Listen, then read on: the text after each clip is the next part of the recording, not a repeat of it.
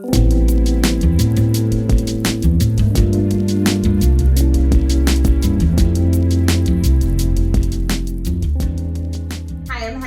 I'm Tessa. We're with Austin Urology Institute, and today we're going through a bit of Male Anatomy 101, talking about erections as well as erectile dysfunction.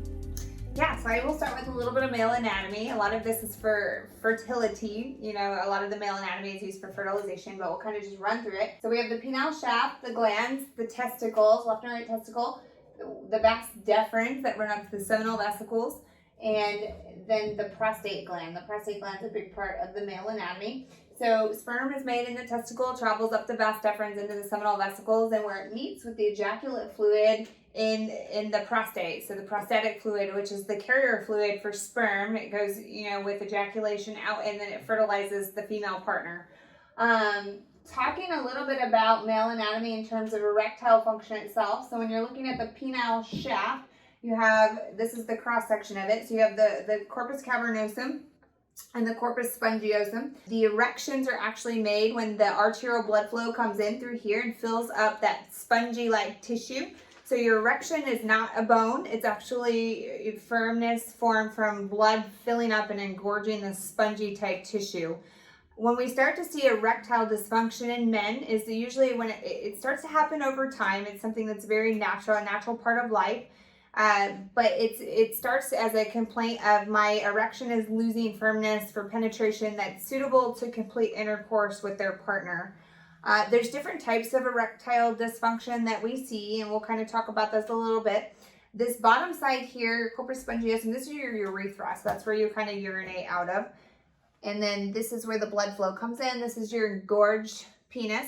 So we have arterial inflow in. So a lot of times we have an arterial problem, which is a type of erectile dysfunction that men experience.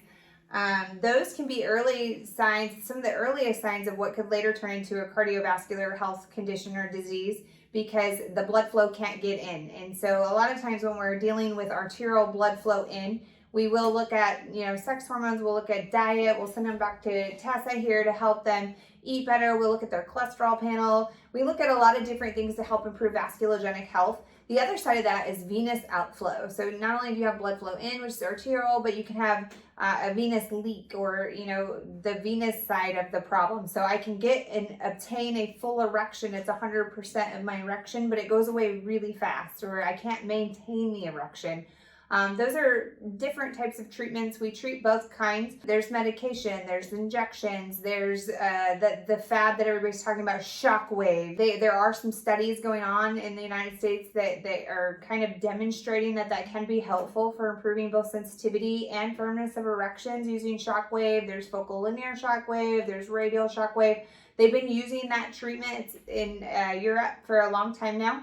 But we can deal with all those separately. There's premature ejaculation, that's a whole separate side. There's also Peyronie's disease. So a lot of men, it can happen spontaneously. It can happen secondary as an injury during intercourse, or sports, or riding horses. I mean, we've heard it all.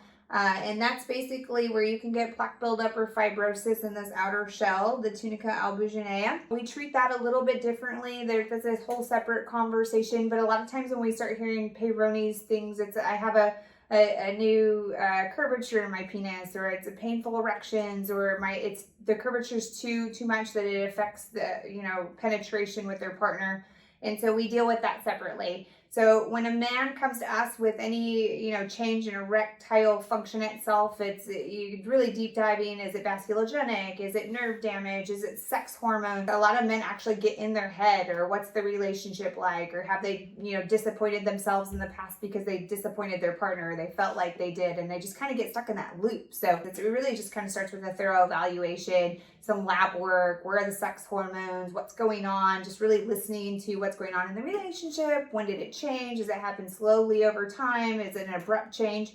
But we definitely see this a lot. It's something that we deal with every day here in a urology practice, and there's lots of treatments out there for those patients. Yes, and we definitely take an entire holistic, functional approach to what's going on with you. That's why we start with all of these questions, to make sure that we know where you're starting at.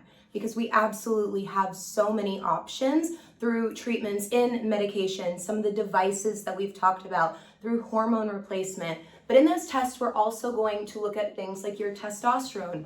So as we age, a lot of men, especially over the age of 40, are going to drop about a percentage in testosterone every single year. But anything that we do in our daily life to increase that decrease speed, so to speak, is what's going to increase the chances of that erectile dysfunction. A lot of times that can be things like high cholesterol, which is going to make the blood a bit waxy. And again, that's what we were talking about when it's difficult to get the blood through to the penis to hold it to stay and maintain that erection. This is also important for any kind of plaque buildup. We definitely want to address that. If we're having a plaque buildup that is not allowing blood flow to the penis, there's a good chance that there could be plaque buildup elsewhere, whether in the heart or in the brain. So we definitely want to make sure that we're taking cardioprotective as well as neuroprotective measures so we can address that through diet. Also, there are a lot of nutrient deficiencies, things like zinc and magnesium. If they are not present in the diet, our body is not going to produce the right amount of testosterone. It can also mess with your fertility and your sperm count and how your sperm actually swims. So we're going to look at that as well, what's going into the body, how it's reacting within the body, but we'll also take the holistic approach and look at your lifestyle. Is it stress? Chronic stress building up that cortisol can lead to erectile issues. It can also be in your sleep. If you're chronically underslept, overstressed, not eating correctly, all of these different things can lead to an erectile dysfunction. And as we discussed briefly before, even in cases of premature ejaculation, we can look at some tools to help relax that. Because when it comes to our health, we never want to discredit sexual health. You are definitely not alone. It's never anything to be embarrassed about, and you don't want to sit there and stress at home about it. So let us come give you some solutions. We will be confidential and polite, and I promise you'll like the results. We can't wait to see you in. Thanks, guys.